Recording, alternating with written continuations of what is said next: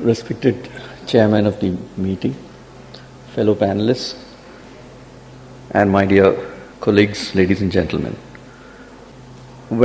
Firstly, thanks to Trivandrum Management Association for inviting me for this session. And when I first heard about this session, I decided to be a listener, and then suddenly I got a call that I need to speak. We have on our chair no better a person than Sir, who has got that tremendous experience of how to tackle the government in terms of execution.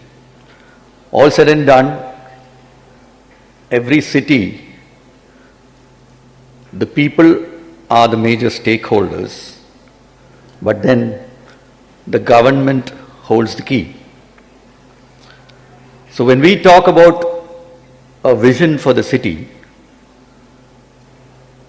we obviously come up with different experiences which has already been shared in terms of what could be done for the city. I live in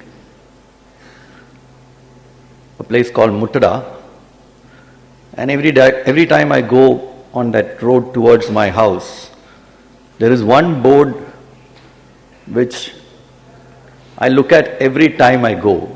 It's in front of an institution which says, Center with Potential for Excellence. Trivandrum is a city with huge potential, but for some reason, multiple reasons rather, we've not been able to grow up to its potential. But that's where the opportunity is. As the first speaker, Mr. Raj, brilliantly put it across with a personal touch, I think that's where thoughts like this in such events need to be converged into action points. Where I'm coming to is that with my experience in government, knowing how difficult it is to move anything in government, and now in the private sector, facing huge challenges even in the private sector, as everybody knows. Some of us got together and formed this organization called Awake Trivandrum, which many of you sitting here are part of. And it took us quite a lot of time to think through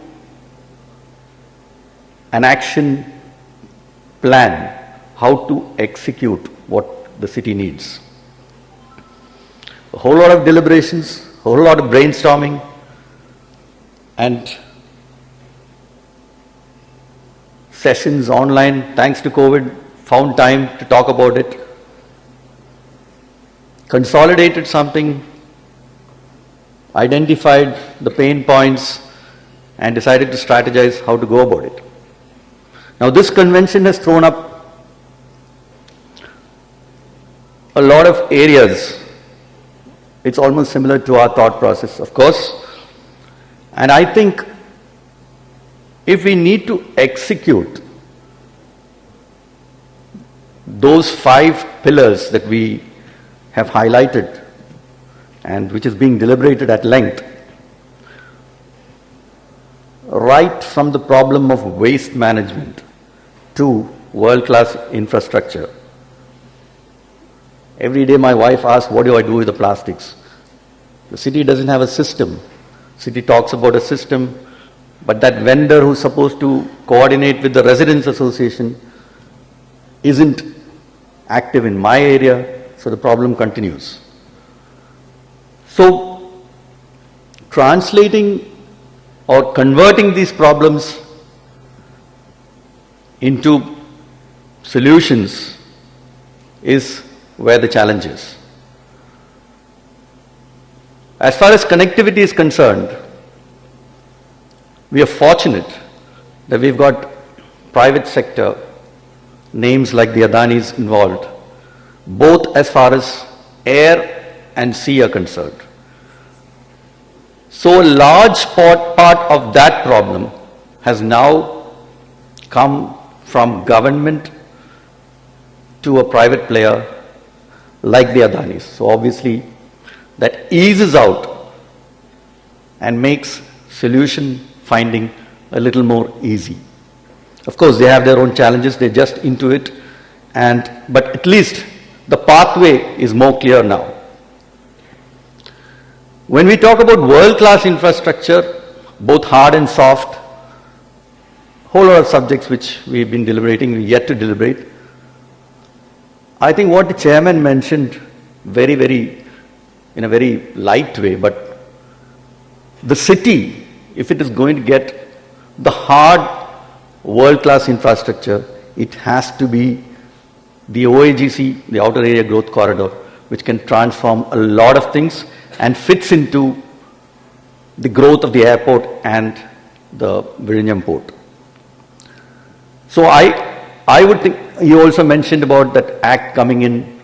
Of course, I've always internally been saying that we need to go into this segment of the growth of the city, which is long term, but if you really want world-class infrastructure to solve some of the problems, I think that's an opportunity which is coming to Trivandrum.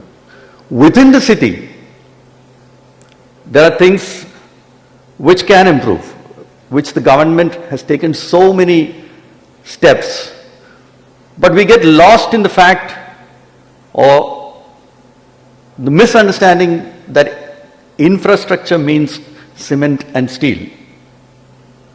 The city is so positioned, it's so lovely, on hills, on one side, a terrain which takes care of the drainage, and the ocean on the other side. What more do you want? A city which has got so much of history, so much of culture, and the advantage of not being too industrialized with huge factories, but again having the IT, tourism, and related service sectors as the core of development. That's where the potential and the opportunity of the city is. And I think this convention, I'm pretty sure that during the last 10 to 15 years, several such debates and conventions have been held. But the point is, how do you list it out and get things done? The only way we can do it is a collaborative effort with the government and the citizens, which is why we, after a lot of deliberations in a wake amongst all the stakeholders, came out with this concept of Trivandrum and you. What is it and how is it that you, as an individual or as a corporate or as an institution, can build up a relationship to translate the thoughts, the vision into action? I'm happy to say that as an organization, we are working in the background and look forward to the support of all related agencies and organizations to put our thoughts, our heart, and our hands together to make each of these things possible. So, as I said earlier, I'm more a listener, and I'm only happy to consolidate or go through whatever be the final outcome of this, thanks to a pretty detailed KPMG report backed by Vijay Raghavan sir's group, which listed out a whole lot of things. And I'm also happy that I won't take more than 5 minutes, which is already over. And I wish that the further deliberations on this subject would help us convert this potential into reality. Thank you.